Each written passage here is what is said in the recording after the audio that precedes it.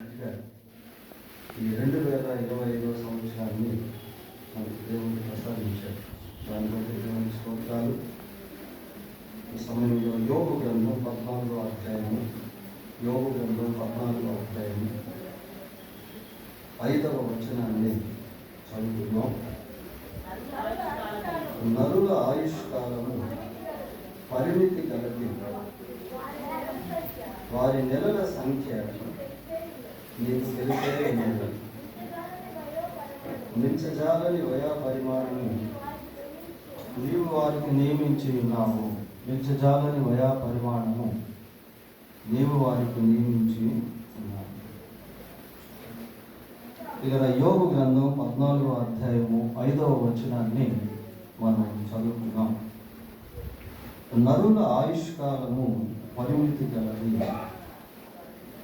వారి నెలల సంఖ్య నీకు తెలిసే ఉన్నది. మించజాలని వయా పరిమాణమును నీవు వారికి నియమించి ఉన్నావు.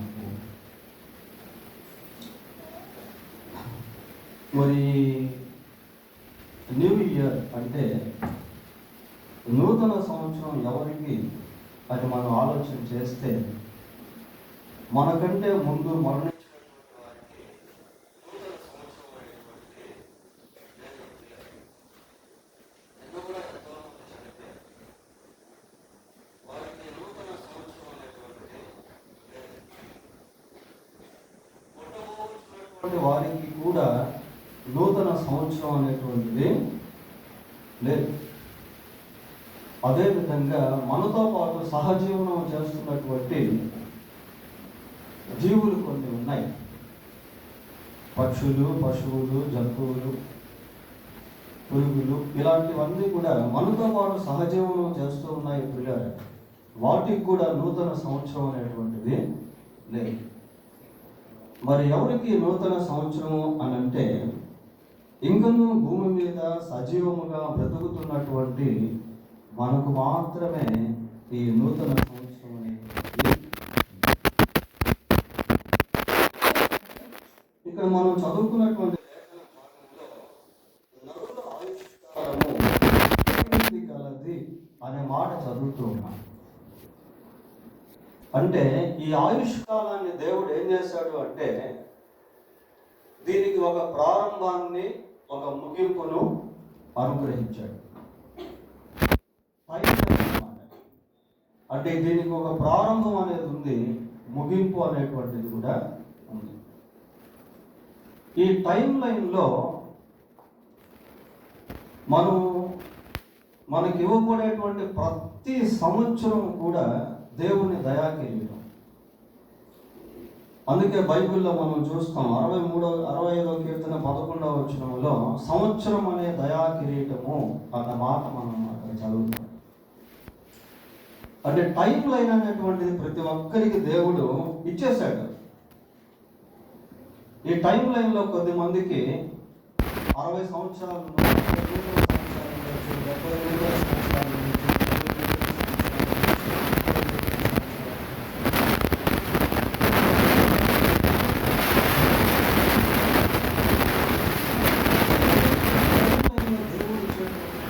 నూతన సంవత్సరం కూడా చాలా ప్రాముఖ్యమైన. ప్రతి నూతన సంవత్సరం why God is giving us a new year, why God is expanding our lifetime. ఎందుకు దేవుడు మనకు ఈ నూతన సంవత్సరాన్ని ఇస్తూ ఉన్నాడు?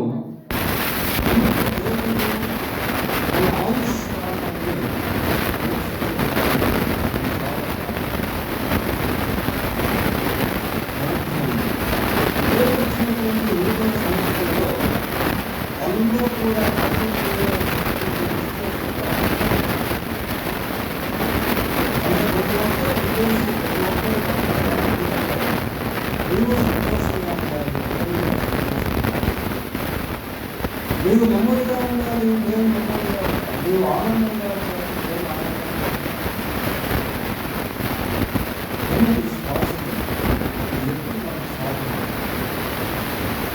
అందరూ సంతోషంగా ఉండాలని కోరుకుంటాం. కానీ మన జీవితంలో నిజమైనటువంటి సంతోషాన్ని మనం అనుభవించకుండా కొన్ని అడ్డుబండలనేటువంటి ఆ అడ్డుబండలను తొలగించుకోకపోతే even the God is the new year will not intense the happiness of the new year. దేవుడు ఒకవేళ మనకు నూతన సంవత్సరాన్ని ఇచ్చినప్పటికీ ఆ నూతన సంవత్సరంలో ఉన్నటువంటి సంతోషాన్ని మనం అనుభవించలేదు. కాబట్టి ఎక్కడైతే మన సంతోషాన్ని, మన ఆనందాన్ని, మన నెమ్మదిని హరించి వేస్తూ ఉన్నాయో వాటిని మనం పట్టుకోవాలి. వాటిని మనం పట్టుకోవాలని కదా కొరింథీయులకు రాసిన మొదటి పత్రిక 5వ అధ్యాయము 6వ వచనం చదవడం. 6వ వచనం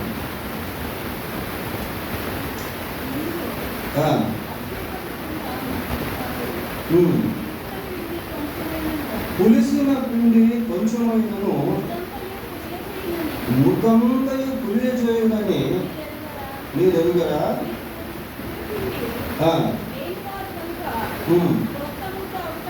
క్రొత్త ముద్ద అవుటకై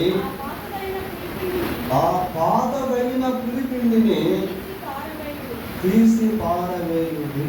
క్రొత్త ముద్ద అవుటకై పాతదైనటువంటి పులిపిండిని ఏం చేయాలట? తీసేయాలంటాడు పిల్ల.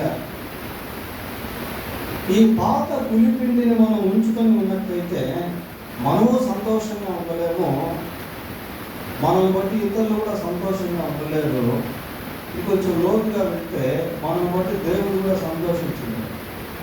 ఈ పులిపిండి అలాంటి ఈ పాత పులిపిండిని మనం తీసివేయకుండా ఉంటే మనం కొత్త ముద్దగా మారలేదు. కాబట్టి ఏదైతే పులిపిండి ఉందో, ఏ బలహీనత అయితే మనం కలిగి ఉన్నామో వాటిని పసిగట్టాలి. ఈ రోజుల్లో పరిస్థితి ఏంటి అంటే బలహీనతలు బలహీనతలుగా కనబడతాం, పాపము పాపముగా కనబడటం లేదు పిల్లలు, అపవిత్రత అపవిత్రతగా కనబడటం లేదు. అందుకే వాటిని మనం జయించలేకపోతున్నాం. అందుకే మనం వాటిని మనలో నుండి తీసివేయలేకపోతూ ఉన్నాం.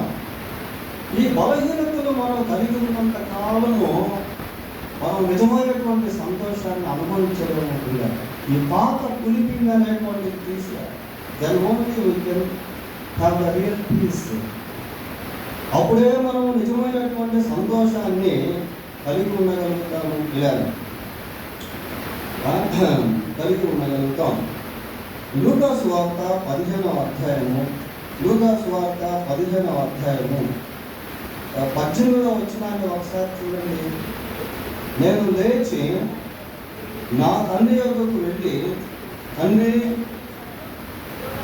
నేను పరలోకమునకు విరోధముగాను నీ ఎదుటను పాపము చేసి తిని ఇక మీదట నీ కుమారుడనని అనిపించుకున్నట్టు యోగ్యుడు తాను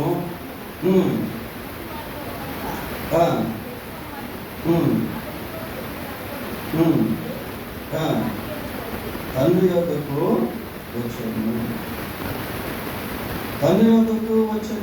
మీరు ఇక్కడ తప్పిపోయినటువంటి కుమారుని గురించి చూస్తూ ఉన్నాం.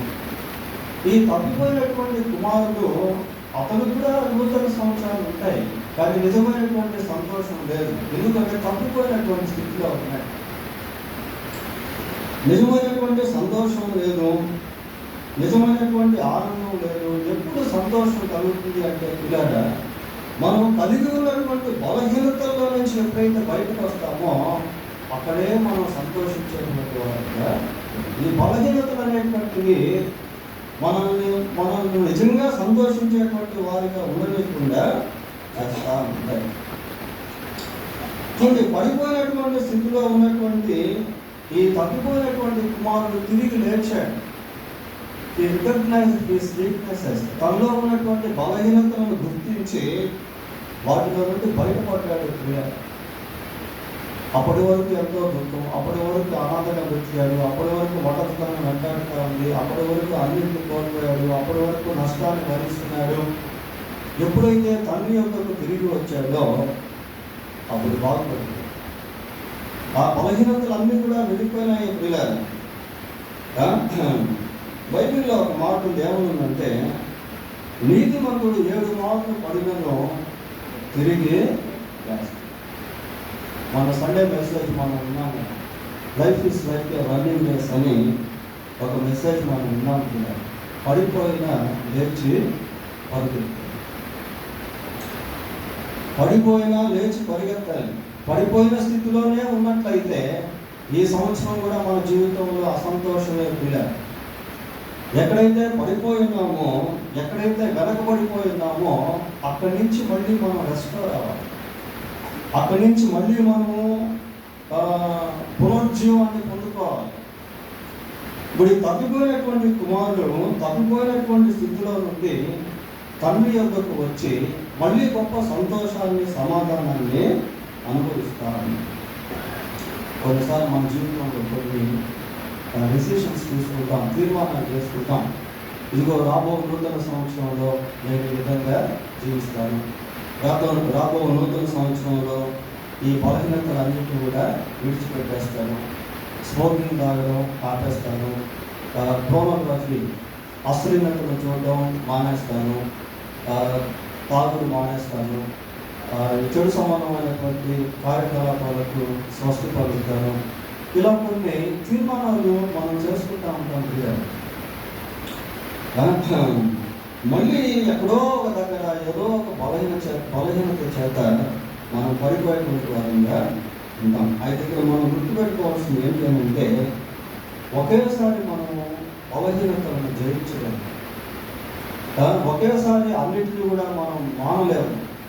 కానీ ప్రభువు యొక్క శక్తి చేత దేవుడు మనకు విడుదలిస్తాడు. చూడండి, ఒక వృక్షాన్ని పడగొట్టాలి అంటే దానికి ఎన్నోసార్లు గొడ్డలితో కొట్టాలి. గొడ్డలితో తగిలే చిన్న చిన్న దెబ్బలే ఒక రోజుకి ఆ వృక్షాన్ని ఏం చేస్తుంది, పడగొట్టేస్తుంది. కాబట్టి in course of time we have to come out of our weaknesses by the power of God. దేవుని యొక్క శక్తి చేత క్రమేణా ఆ బలహీనతల నుంచి మనం బయటకు రావాలి. సంవత్సరాల తరబడి జరిగిపోతూ ఉన్నాయి, కానీ ఇంకా బలహీనతలే మనల్ని వెంటాడుతూ ఉండడం వల్ల నిజమైనటువంటి సంతోషాన్ని మనం అనుభవించలేకపోతున్నాం. కాబట్టి మొట్టమొదటిగా నూతన సంవత్సరంలో సంతోషాన్ని అనుభవించాలి.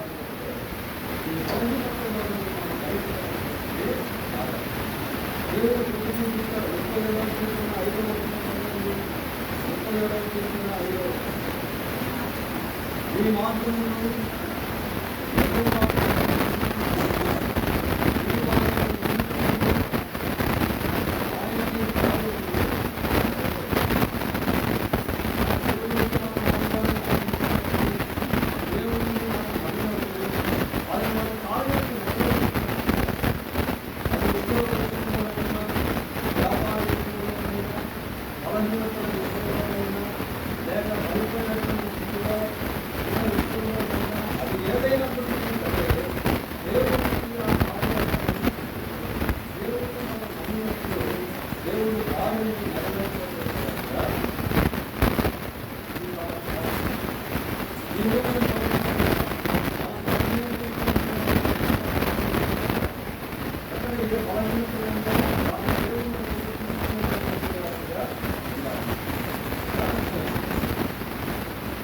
రెండవదిగా ఈ నూతన సంభోషణ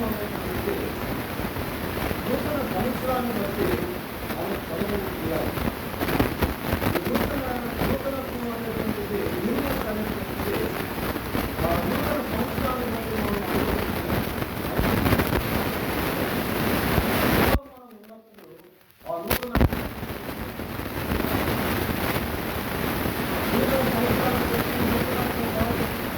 అయితే క్రీస్తులో ఉండటం వలన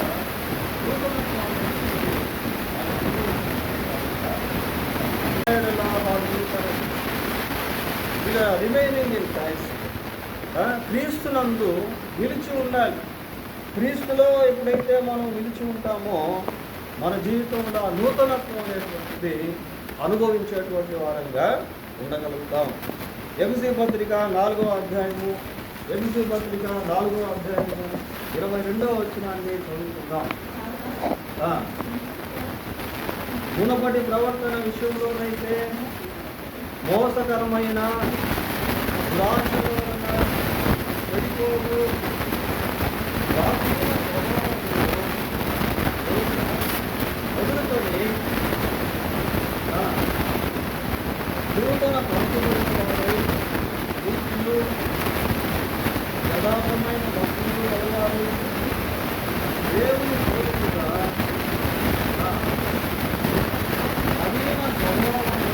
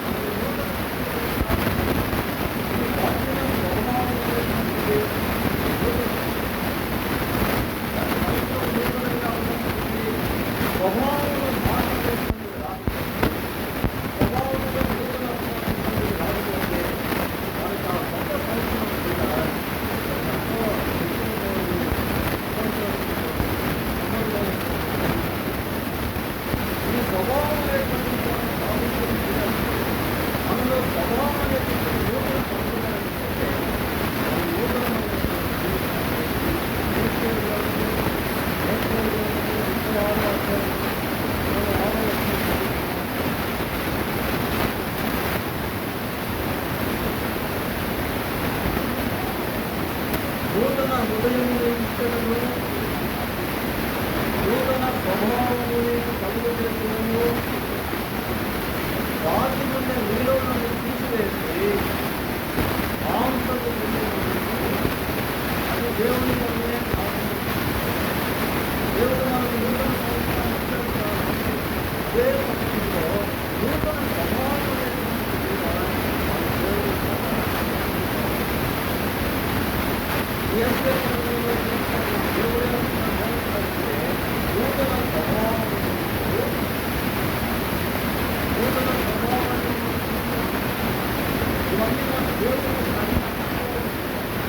ఈ స్వాభావికంగా ఎప్పుడైతే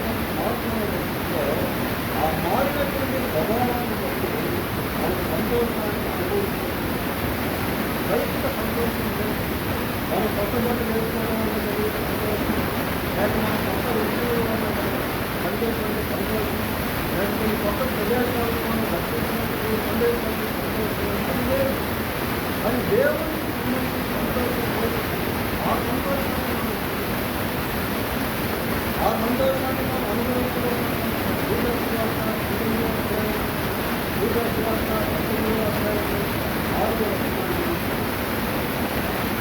అతడు త్వరగా నుంచి సంతోషించు ఆయనను యేసు ప్రభువు చేసుకోవడంలో ఉండేటువంటి సంతోషం చేయాలి. యేసు ప్రభువు అనుభవించడంలో ఉండేటువంటి సంతోషం ఈ కాలం మనం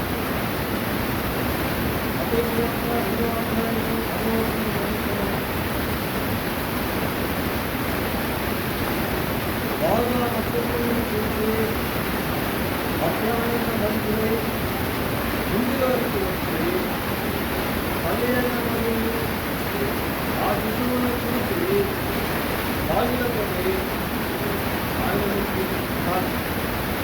ఆయన జ్ఞానుల గురించి మనం తెలుసుకుంటాం. వారు ఆ నక్షత్రాన్ని చూసి అత్యానందం ఈ ఆనందం ఈ సంతోషం లేకుండా యేసుప్రభువుని కలుగుతుందో యేసుప్రభువుని చేసుకుంటుందో మనం గొప్ప సంతోషానికి అనుభవించాలి.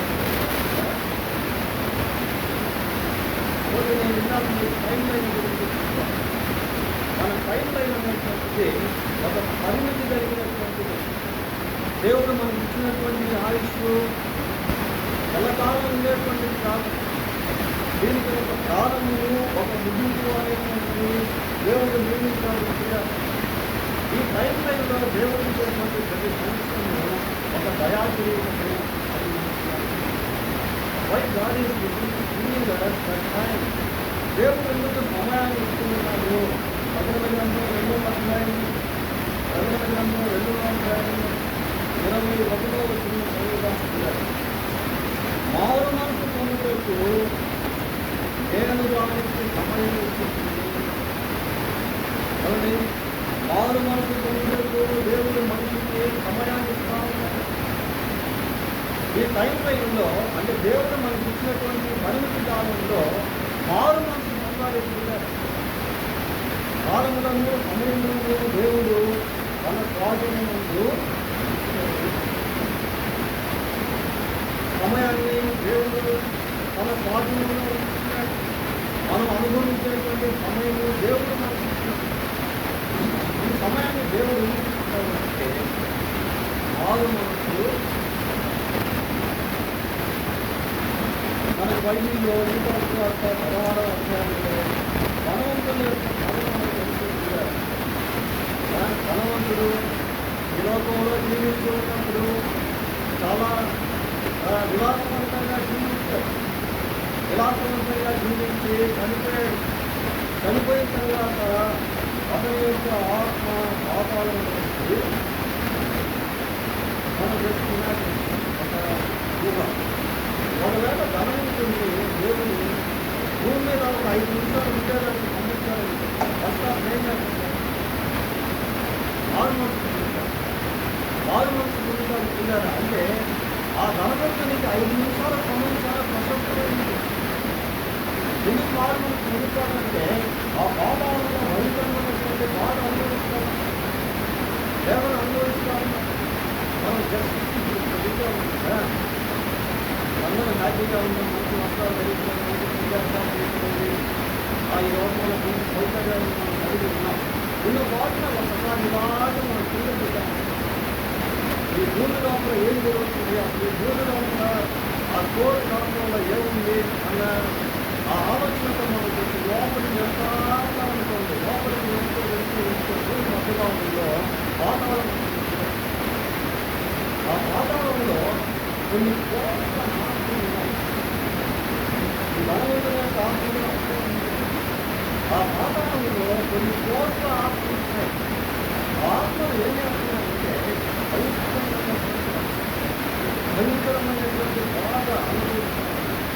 భయంకరంగా ఏడుపులు అక్కడ ఎవరు హ్యాపీగా చెప్తున్నారని అక్కడ విశ్వ చేసుకున్నారు. ఎందుకంటే ఆ వాతావరణం చాలా భయంకరమైనటువంటి ప్రదేశం.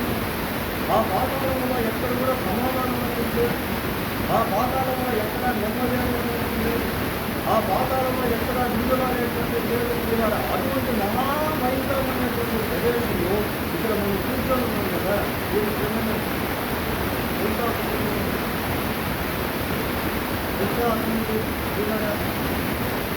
అక్కడ అతను హ్యాపీగా చెప్తున్నాడని ఎవరు? ఎందుకంటే అక్కడ అందరూ కూడా ఒకటే బాధ, ఒకటే వేదన, ఒకటే ఆక్రమణ, ఏడుపులు, అల్లుకొరుట, ఇవన్నీ కూడా చాలా భయంకరమైనటువంటి శిక్ష ఆ పాతాళంలో ఆత్మ అనుభవిస్తూ ఉంటారంటే ఎందుకు వాళ్ళు భూమి మీద వాళ్ళప్పుడు పెట్టినటువంటి వాళ్ళే ఉన్నారు. వాళ్ళు కూడా టైం లైన్ అనేటువంటి దేవుడు ఇచ్చాడు. కానీ ఆ టైం లైన్లో వాళ్ళు ఏం చేయలేదు అంటే నార్మల్ కాబట్టి క్షమాపణ పొందలేకపోతున్నారు. కాబట్టి వాళ్ళు చనిపోయారు. వాళ్ళ ఆత్మలన్నీ కూడా పాపాలను వెళ్ళిపోయింది. అక్కడ అది చెప్తుంటే అది ఒక ప్రత్యేకమైనటువంటి స్థలం. కాబట్టి మారు మనసు యొక్క విలువ వాళ్ళకి తెలుసు, సమయం యొక్క విలువ వాళ్ళకి తెలుసు. ఈ రోజుల్లో చాలామంది దేవుడి వాక్యం వింటున్నారు కానీ మారు మనసు అయితే మీరు మారు మనసు పొందుతున్నప్పుడు పాపక్షమాపణ పొందకుండా చనిపోతే మీ ఆత్మ కూడా పాతాళానికి మీ ఆత్మ కూడా పాతాళానికి వెళ్ళిపోతుంది. అక్కడ భయంకరమైనటువంటి బాధ, భయంకరమైనటువంటి వేదన ఇది అనుభవించాల్సి వస్తుంది, అనుభవించాల్సి వస్తుంది. కాబట్టి ఈ ధనవంతుడికి 5 నిమిషాలు సమయం ఇస్తే వెంటనే మారుతుంది. ఈ డజన్ మనీ మళ్ళీ ధనం సంపాదించుకోవాలని అనుకోడు. మొట్టమొదటిసారి చేసేటువంటి పని ఏంటంటే వాడు యేసు ప్రభువును రక్షించడానికి అవును యేసుక్రీస్తు ప్రభు మనల్ని ఆ పాతాలను తప్పించడానికి, ఆ వేదనకరమైనటువంటి సమయాన్ని తప్పించడానికి ఆయన మన కొరకు శిలువలో ప్రాణం యేసు ప్రభు శిలువలో కాచిన రక్తము ద్వారా సమస్త మానవానికి పాప క్షమాపణ అనేది మారు పొందడం అంటే ఏదో ఇదో యేసు ప్రభు ఆ పాపం అది యేసు ప్రభు అన్నింటినీ మారు మనసు పొందినటువంటి వారు కూడా ఒక ప్రత్యేకమైనటువంటి స్థలం ఉంటుంది. కొన్ని మారు మనసు పొందడం వల్ల రెండు బెనిఫిట్స్ అనేవి ఉన్నాయి, రెండు ప్రాముఖ్యమైనటువంటి లాభాలు ఉన్నాయి. మొదటిది ఎస్కేపింగ్ ఫ్రమ్ హెల్త్ ఆ నిత్యనాశం నుండి తప్పించుకోవడం. రెండవది ఎంటరింగ్ హెవెన్ పరలోకంలో ప్రవేశించడం. కొన్ని మారు మనసు పొందడం వల్ల ఈ రెండు ప్రయోజనాలు అనేటువంటిది మరి పరలోకం ఎలా తెలుసుకుంటున్నాను పాతాళం గురించి మనం తెలుసుకున్నాం కూడా.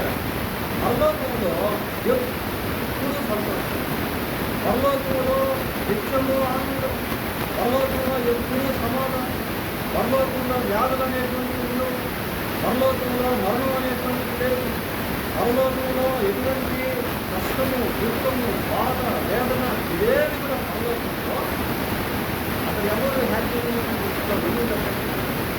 ఆ ఇయర్స్ అన్నీ కూడా హ్యాపీ, ఆ సంవత్సరాలన్నీ కూడా సంతోషంతో కూడినటువంటి అక్కడ విష్ణు హ్యాపీగా వస్తున్న వాళ్ళు ఎవరు ఎందుకంటే వాళ్ళు అనుభవించేదే సంతోషం. ఎప్పుడు నిత్యము ఆనందాన్ని అనుభవించాలంటే వారి తమల మీద నిత్యానందము ఈ సన్నిధిలో సంపూర్ణ సంతోషము. కాబట్టి దానికి తిరిగి వేస్తారు. ఎందుకు దేవుడు మనకు సమయం ఇస్తున్నాడు అంటే దేవుడు మారు మనసు పొందినప్పుడు ఉండేటువంటి ఆ సంతోషం అది సాధ్యమైనటువంటి సంతోషం కూడా. కొన్ని పేరుగా మొదటి పత్రిక దేవుడాకి మొదటి పత్రిక మొదటి అధ్యాయంలో 9వ మీరు ఆయనను చూడకపోవడము ఆయనను ప్రేమిస్తున్నారు. ఇప్పుడు అందులాగా చూడకపోయే విశ్వసించు విశ్వాసములకు ఫలమును అనగా ఆత్మరక్షణను పొందుతూ రక్షణ శక్తులను మహిమానందమైన సంతోషము గలవారై ఆనందించాలనేటువంటి ఇది పాటినటువంటి సంతోషం రక్షణ శక్తులు సన్మానితమైనటువంటి అది మనం అనుభవించడం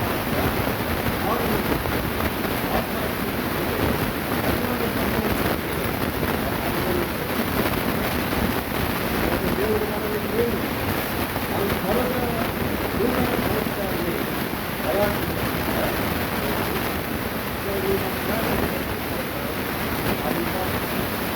దేవుడు మనం ఇచ్చినటువంటి మనం కొన్ని ప్రత్యేకమైనటువంటి వాటికి మన సమయాన్ని అదే విధంగా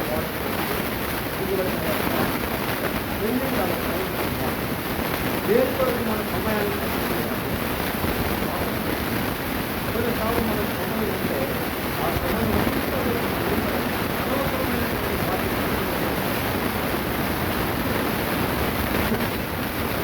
అది ఏది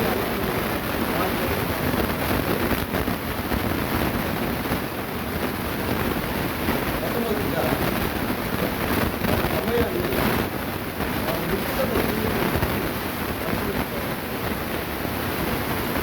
సమయం అనేది దేవుడు అందరికీ సమానత్వంగా ఇచ్చాడు.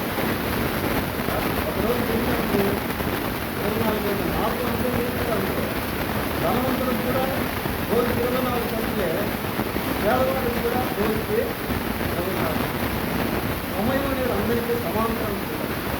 అయితే ఆ సమయాన్ని ఖర్చు పెట్టడం అనేది విశ్వాసం. ఏ విధంగా సమయాన్ని ఖర్చు పెట్టుకోవాలనే తెలియడం చాలా ప్రాముఖ్యం.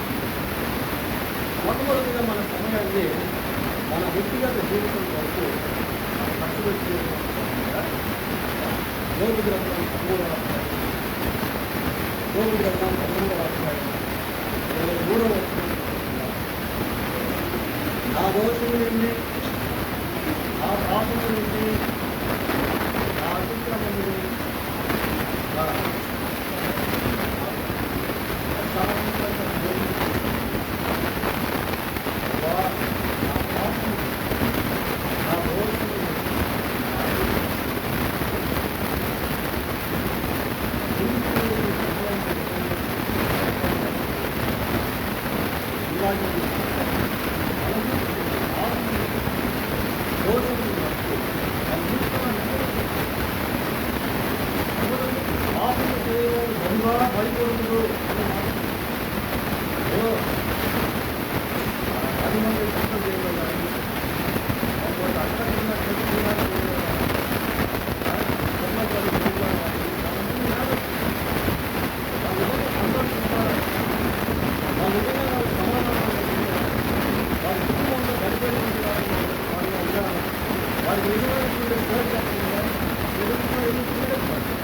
కారణం ఏంటంటే వారు చేసినటువంటి నేరం, వారు చేసినటువంటి పాపం, వారు చేసినటువంటి దోషాలు ఏమంటాడు, నా పాపంలో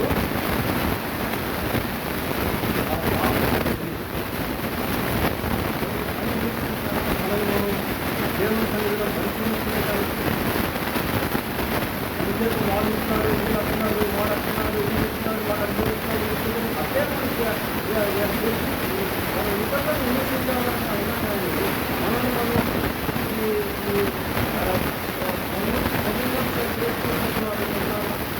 ఉపరీక్ష చేసుకున్నటువంటి వారని అంటాము. ఈ మూలాలు చాలా ఇంపార్టెంట్ పిల్లలు. ఈ మూలాలు మనం సరిగా లేకపోవడం వల్ల లైఫ్ అంతా కూడా ఏమైపోతుందంటే అసంతోషంతో వచ్చే ప్రశాంతంగా దేవుడు 139 చూస్తున్నాయి, 24 చూస్తున్నాయి, 139 నీకు ఆయాసకరమైన మార్గము ఆ ఇల్లున్నదేమో చూడము, నీకు ఆయాసకరమైన మార్గం అది మనకు మాట్లాడుతున్నాం. రెండవది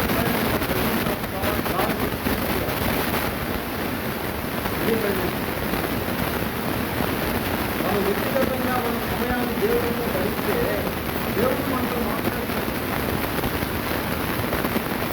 మూలాన్ని మనం చాలా తెలుసుకోవాలి. ఆ తెలుసుకునేటప్పుడు మనం తెలుసుకుంటే మారిపోయింటాయి కూడా కొన్ని చెట్లు కథలు పడుతుంటాయి. కారణం ఏంటంటే లోపల చూపులకు అదే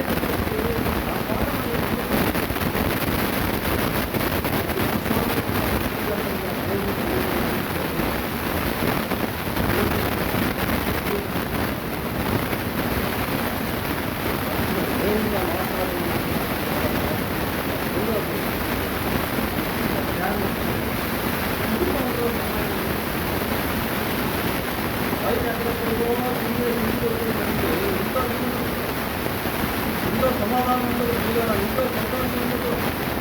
ఈ కుటుంబంలో సంతానం ఎక్కువ భర్త రాగానే భార్య కనీసం అదే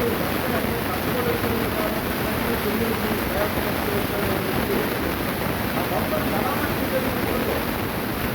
ఈ వాటిని సీరియల్ చూసుకుంటూ ఉంటారు, సినిమా చూసుకుంటూ ఉంటారు, ఫోన్ చూసుకుంటూ ఉంటారు. అటువంటి ఆ కుటుంబంలో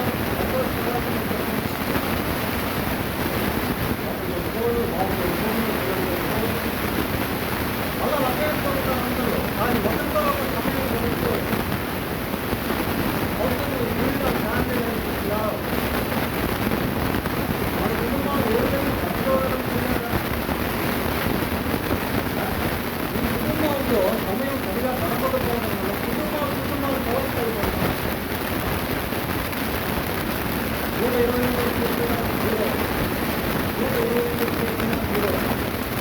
ఈ రోజున మీ భార్య అంటే ఈ రోజు బాగా దాంట్లో ఉన్నాయా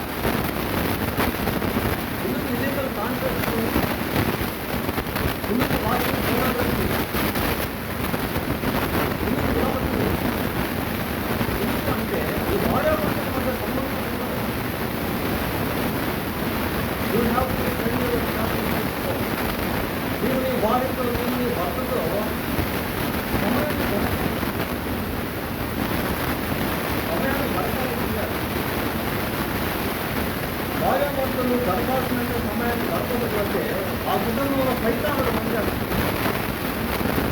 ఆ కుటుంబంలో అనుమాన భావాలు పనిచేస్తూ ఉంటాయి. ఆ కుటుంబాలలో విడదీసేటువంటి ఫలితాలు చేస్తాయి. ఆ కుటుంబంలో ఆత్మహత్యలు అనేటువంటి జరుగుతూ ఉంటాయి. ఆ కుటుంబంలో నరహత్యలు అనేటువంటి జరుగుతూ ఉంటాయి. ఈ భార్య ఈ రోజున పడించి దాటుకోవాలి అనే విధులు ఈ భోజనము బలం చుట్టూ ఈ పిల్లలు ఒలివ మొత్తం వల్లే ఇలా పిల్లలు తల్లిదండ్రులతో ఇలా తల్లిదండ్రులు పిల్లలతో వీళ్ళ భూమిలో ఉంటే వాళ్ళ భూమిలో వాళ్ళ భూమిలో ఉంటే వీళ్ళ భూమిలో. ఈ మధ్య అమెరికాలో భార్యాభర్తల మధ్య గొడవలు ఉన్నాయి. గట్టిగా మాట్లాడుతున్నారు, కలుస్తున్నారు. చాలా రోజుల నుంచి సమస్యలతో బాధపడుతున్నాయి. గొడవలు పడుతూ ఉన్నాయి. నాకు ఇద్దరు ఒకరు వారు చదువుకున్నటువంటి ఆ సమయంలో వాళ్ళు చూస్తున్నారు. ఆ రోజు వీడియో గేమ్ ఆడుతున్నారు.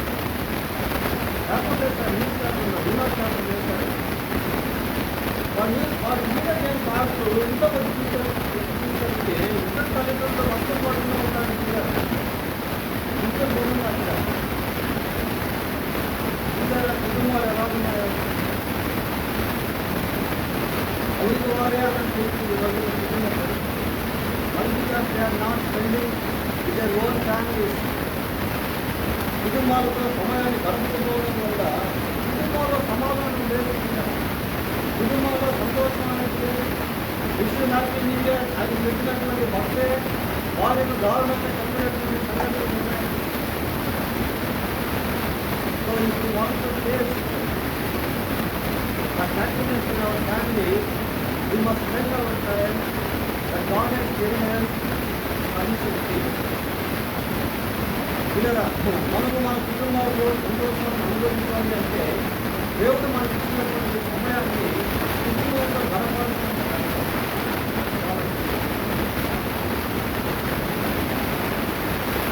ఓకే మన సమయాన్ని ఏ విధంగా గడపాలి అంటే దేవుని వాక్యాన్ని ధ్యానించేటువంటి విషయంలో సమయాన్ని తీసుకోవాలి కూడా. సందేశాలు విషయాలు మంచిదే, వాటి విషయాలు మంచిదే. అది మీరంత వరకు దేవుని దేవునిలో సమయాన్ని గడుపుతున్నాము. దేవుని వాక్యంతో కొద్దిమంది బయటలో ఉన్నారు, కొద్దిమంది బయట ఉంటాయి. బయట దేవునిలో కూడా ఎందుకంటే వాడు చదవలేదు. మరి బయట అయినా వాళ్ళ సంబంధాలు ఉండవు. బయట చాలా వెలుగుతుంది. అర్థమైన వాళ్ళు పిల్లల జీవితాన్ని మార్చేటువంటి జీవితంలో గొప్ప సమాధానం ఇచ్చేటువంటి జీవితంలో గొప్ప విజయాన్ని అనుగ్రహించే దేవుడు జీవితంలో ఒకటి మీరు వస్తున్నారు. విశ్వాసం బాగుల మార్గంలో నిలువక అపహాసులు ధర్మశాస్త్రంలో ఆనందించు దివారాత్రి ధ్యానించేవాడు మనుడు. అతను నీటి కాలంలో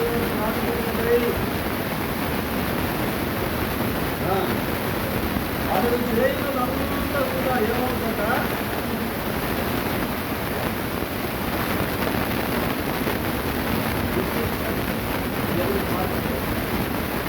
మన జీవితంలో అన్ని విషయాలు కూడా మనకు విజయం రావాలని కోరుకుంటా ఉంటాం.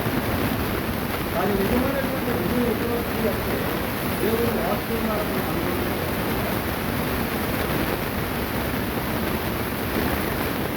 63 అనుకుంటున్నాను 63 అనుకుంటున్నాను.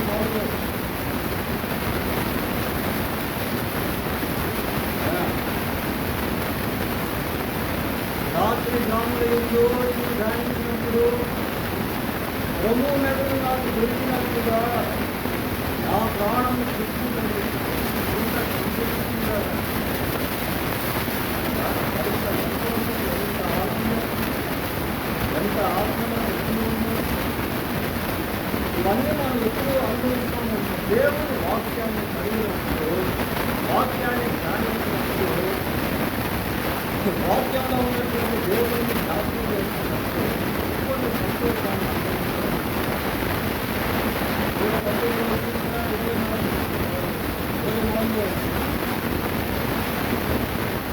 ఈ శాసనములు మాకు సంతోషంగా వాక్యం అసలు నిజమైన హ్యాపీనెస్ అనేది ఇక్కడ ఉండేది కూడా. అంటే నీవు హ్యాపీలో రక్షణ ఉంటే అని హ్యాపీ అనేటువంటి అది మనం కనుక్కోవాలి. ఈ శాసనములు నాకు సంతోషకరములు, అది నాకు ఆలోచన రోజుల్లో ఎవరి గురించి ఆలోచిస్తే, టీనేజ్ వయసులో ఉన్నటువంటి వారి గురించి ఆలోచిస్తే వారి జీవితాలు ఎలా ఉన్నాయంటే పెరుగుతున్న బాధపడుతున్న దీంట్లో తప్పుకోవడం లేదు. అట్లా ఉన్న పెరుగుతున్న జీవితాలు కూడా. ఎందుకంటే వాళ్ళు దేవుడు ఆయన శాస్త్రాలు సంతోషించేటన్ని ఆలోచించకుండా యవనస్తులు దేవుడు మాత్రము ఈ వాక్యాన్ని బట్టి దాన్ని జాగ్రత్తగా దేవుని వాక్యం ఎందు తీసుకున్నది కృష్ణుని జయించుకున్నారు.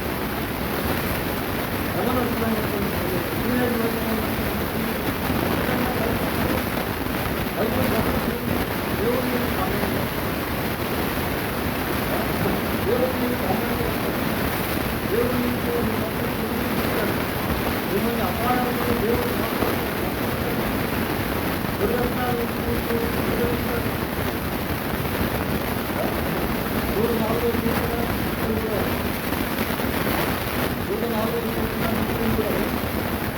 ఆ జీవితకాలం నేను వాడు నేను ఉన్నంత కాలము ఆ దేవుని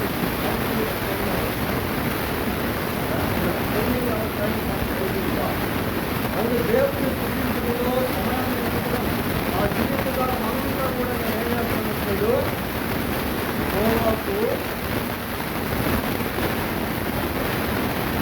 ఇంకా మన సమయాన్ని స్థానిక సంఘంలో మన సమయాన్ని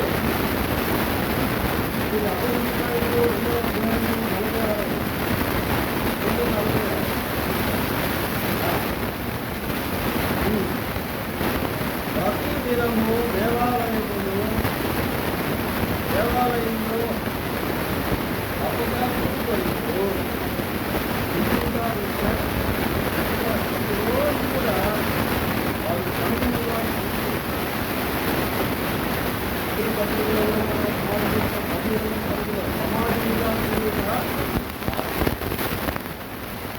దేవుని మహాకృప చేత మన సంఘంలో వివిధ రకాల కార్యక్రమాలను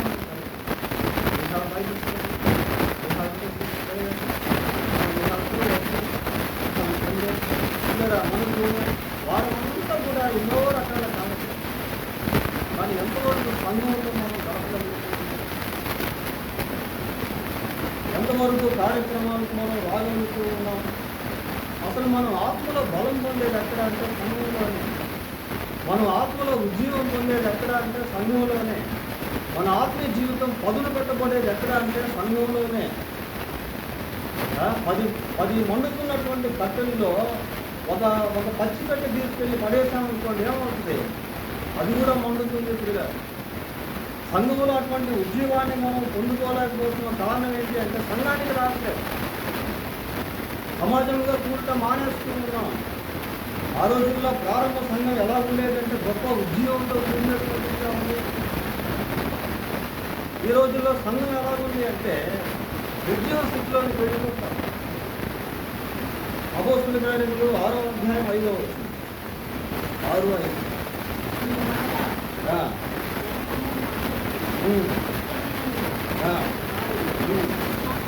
విశ్వాసముతోనూ పరిశుద్ధాత్మతోనూ నిండుకొనిన వాడైన స్టెఫెను, ఫిలిప్పు, పేతురు, ఉన్నాడు. ఇక్కడ కొద్దిమంది పేర్లు మనం చదువుతా ఉన్నాం పిల్లలు. వీళ్ళు సంఘంలో ఎలా ఉన్నారంటే దేవుని ఆత్మ చేత నిండుకున్నటువంటి వారుగా,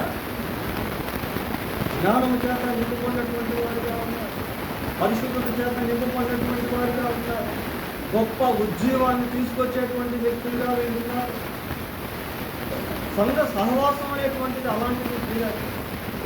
ఈ రోజుల్లో విశ్వాసులు బ్రతిమలాడుకోవాల్సి వస్తాం. అమ్మా రండి, అయ్యా రండి, బాబు రండి. అప్పట్లో అట్లా లేదు.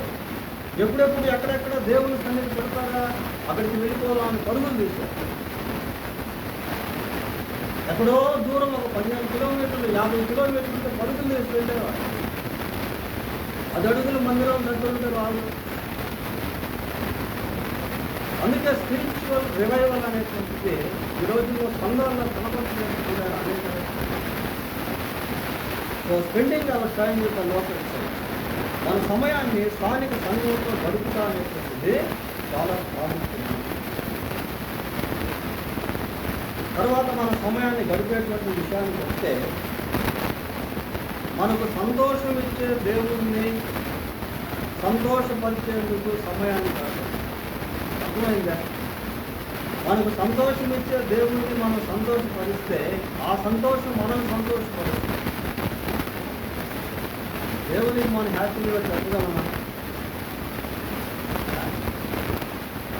ఇలా సంతోషాన్ని ఇచ్చే దేవుడిని మనం ఎప్పుడు సంతోషపరుస్తాం.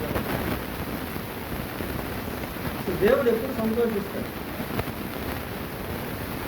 బైబిల్లో మనం గమనిస్తే ఒక పాపి మారు మనసు పొందితే దేవుడు సంతోషిస్తాడు. నీకు సంతోషం ఇచ్చే దేవుడిని నువ్వు సంతోషపరచాలి అంటే ఆత్మల కొరకు నీ సమయాన్ని ఖర్చు చేయాలి. ఆత్మల కొరకు నీ సమయాన్ని ఖర్చు చేయాలి. 96వ కీర్తన 2వ వచనం చూడండి. 96:2.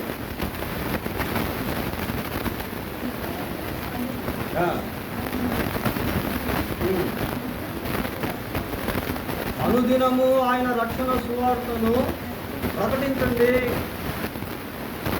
ప్రతిరోజు కూడా ఆయన రక్షణ సువార్తను ప్రకటించండి. దేవుడు ప్రేమించి సంవత్సరాన్ని ఇస్తున్నాడు, సమయాన్ని ఇస్తున్నాడు. నీవైతే రక్షణ పొందావు. రక్షణ పొందనటువంటి వారు కోట్ల సంఖ్యలో ఉన్నారు. వాళ్ళంతా మరణంలో ఉన్నారు. నేను ఇందాక మీకు పాతాళం గురించి చెప్పాను. వాళ్ళు చనిపోతే నేరుగా లోపలికి వెళ్ళిపోతారు. కింద బైబిల్లో రాయబడి ఆ ధనవంతుడు కూడా చనిపోయేను అప్పుడప్పుడు పాతాళంలో. కాబట్టి ఇతరులకు సువార్త ప్రకటించేదానికి ఏదో ఒక విధంగా ఇతరులకు సువార్త ప్రకటించడానికి మన సమయాన్ని, తర్వాత ఇతరులను దేవుని సన్నిధికి తీసుకుని రావడానికి వచ్చేదానికి సమయాన్ని ఖర్చు పెడుతున్నాం. యోహాను సువార్త 4వ అధ్యాయము 23వ వచనం చదువుతాం. 4:28. ఆ స్త్రీ తనకున్న విడిచిపెట్టి ఊరిలోనికి వెళ్ళి మీరు వచ్చి నేను చేసినవన్నీ నాతో చెందిన మనుషుని చూడండి, వీళ్ళని తీసుకురాడా అని చెప్పగా ఆ ఊరిలో నుండి బయలుదేరి ఆయన ఎద్దుకు వచ్చి చూడేది. ఏమండి, ఎవరినైనా దేవుని సన్నిధి తీసుకొస్తున్నారా, లేకపోతే వచ్చినటువంటి వాళ్ళని వెళ్ళగొట్టేవారిగా ఉన్నారా?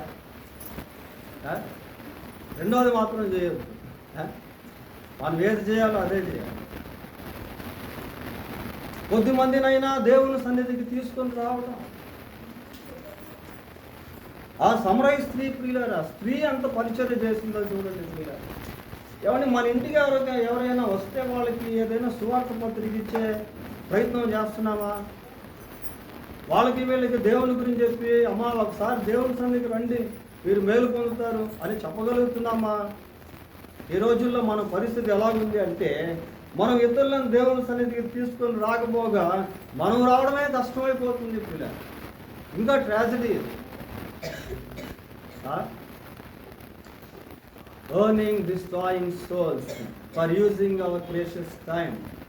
మన ప్రశస్త సమయాన్ని వాడి ఉపయోగించి కొన్ని నశించిపోతున్న ఆత్మలను సంపాదించడం. దీని కొరకు సమయాన్ని ఖర్చు పెట్టారు. పోతే చివరిగా మనం తీసుకునేటువంటి తీర్మానాలు చాలా ప్రాముఖ్యం. ఇలా ఒక 2 విషయాలు నేను చెప్పి ముగిస్తాను. ఇంకా అనేకమైనవి ఉన్నాయి, మరి సమయం మనకు తక్కువ కనుక 2 విషయాలు నేను చెప్పి ముగిస్తాను. మొదటిది ఏంటి అంటే ఫైనాన్షియల్గా మనం చాలాసార్లు మన అనుదిన జీవితంలో ఈ ఆర్థిక ఇబ్బందులను మనం ఫేస్ చేసేవారుగా ఉంటాం. డబ్బు ప్రతి ఒక్కరికి అవసరం ప్రియులారా. కానీ కొన్నిసార్లు మన పరిస్థితి ఎలా ఉంటుందంటే ఫైనాన్షియల్ క్రైసిస్, ఆ ఆర్థిక సంక్షోభము. ఒక 20,000 జీతం వస్తుంది, 4,000 వడ్డీలకు పోతాయి. జీతం 20,000, 4,000 వడ్డీలు అంటే అప్పులు ప్రియులారా. అన్ఎక్స్పెక్టెడ్గా ఏదో ఒక జబ్బు రావడం, డాక్టర్లకు పెట్టేయడం, వేలకు వేలు. సడన్గా ఎవరో దొంగలు పడడం, వాళ్ళు కొన్ని వస్తువులు ఎత్తుకెళ్ళిపోవడం, తెలియక మోసపోవడం, 1000 రూపాయలు 3,000 పెట్టి కొన్నాం. ఇలాగ కొన్నిసార్లు మన జీవితంలో జరుగుతూ ఉంటాయి. దీంట్లో మనం గమనించాల్సింది ఏంటి అంటే మనం దేవునికి ఇవ్వవలసింది ఇస్తున్నామా? దేవునికి ఇవ్వాల్సింది కనీసం ఇస్తున్నామా? మలాకీ గ్రంథం 3వ అధ్యాయము 10వ వచనం ఒకసారి చదువుదాం. మలాకీ గ్రంథం 3వ అధ్యాయం 10వ వచనం. నా మందిరములో ఆహారం ఉండునట్లు 10వ భాగం అంతయు మీరు నా మందిరపు నిధిలోనికి తీసుకొని రండి. Beloved, it is our privilege to give God the tithe. దేవుడు నీకు 20,000 జీతం ఇస్తే 2,000 నీవు దేవునికి ఇచ్చి చూడు. We are not asking money. పిల్లరా, డబ్బును అడగట్లేదు, కానీ ఇది మనకి దేవుడు ఇచ్చినటువంటి భాగ్యము. నీకు ఆ 20,000 కూడా ఇచ్చిన దేవుడే.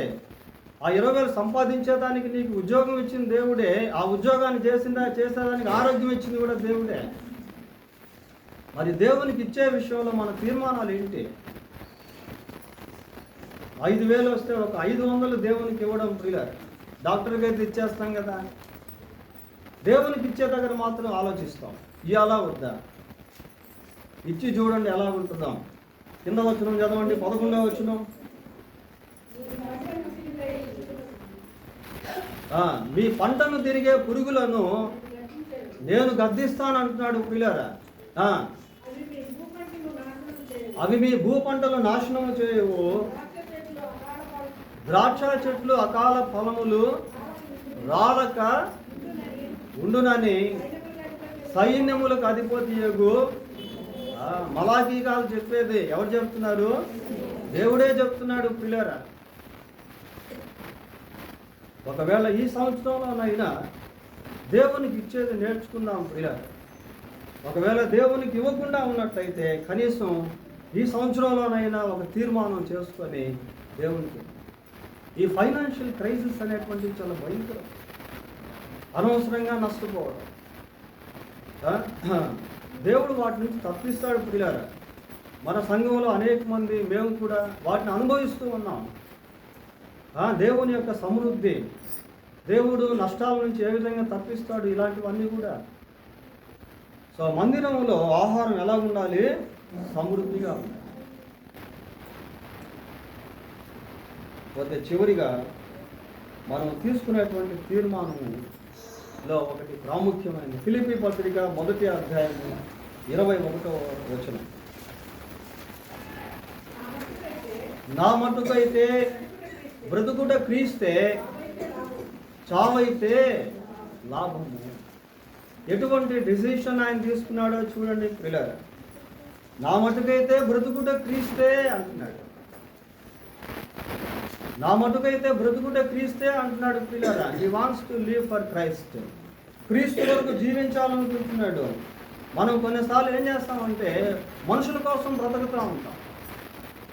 ఇది చేయకపోతే వాళ్ళు ఏమో అనుకుంటారేమో, మా ఇంటికి రావడం మానేస్తారేమో. దేవుని కొరకు బ్రతకడం ప్రియులారా. నా మటుకైతే బ్రతుకుట క్రీస్తే.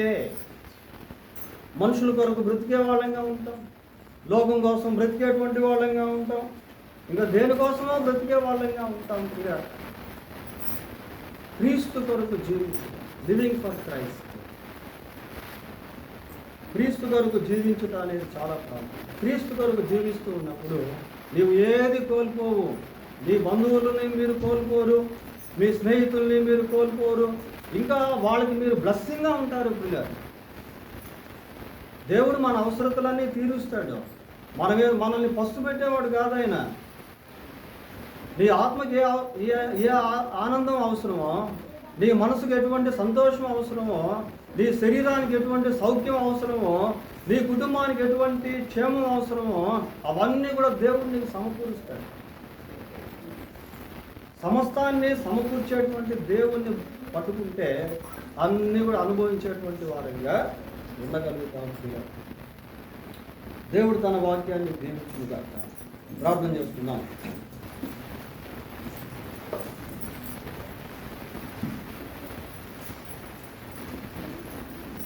ప్రేమ కలిగిన మా తండ్రి, పరిశుద్ధుడు అయిన మా దేవా, మీకు వందనాలు స్తోత్రాలు చెల్లిస్తున్నాం. మీరు ప్రేమించి మాకు ఇచ్చిన ఈ నూతన సంవత్సర వర్తమానాన్ని బట్టి మీకు స్తోత్రాలు. ఈ టైం లైన్లో మాకు ఇవ్వబడినటువంటి సమయాన్ని మేము దేని కొరకు ఖర్చు పెట్టుకోవాలో కొన్ని విషయాలు జ్ఞాపకం చేసుకున్నాం. ఈ వర్తమానం విన్న మాకందరికీ వర్తమానాన్ని దీవెనకరంగా చేయి. బలహీనులము, ఒట్టివారము ప్రభువా, మీ కృపలో మమ్మల్ని జ్ఞాపకం చేసుకోండి. కొంతసేపు కనబడి అంతలో మాయమైపోయి ఆవిరిని పోలిన వారము ప్రభువా, మమ్మలను మీ కృపలో జ్ఞాపకం చేసుకొని ఈ సంవత్సరాన్ని మాకు దీవెనకరముగా చేయమని వేడుకుంటూ మా రక్షకుడైన యేసుక్రీస్తు ఉన్నతమైన నామములో ప్రార్థన చేస్తున్నాము తండ్రి. ఆమేన్. ఇలా మన బ్రదర్ ఒక పాట, కాకాజీ ఒక పాట పాడుతున్న సమయంలో కాన్ఫరెన్స్ ఏమవుతాయి అందరు లేదు. తనముపై ఆసీనుడా దేవదూతలు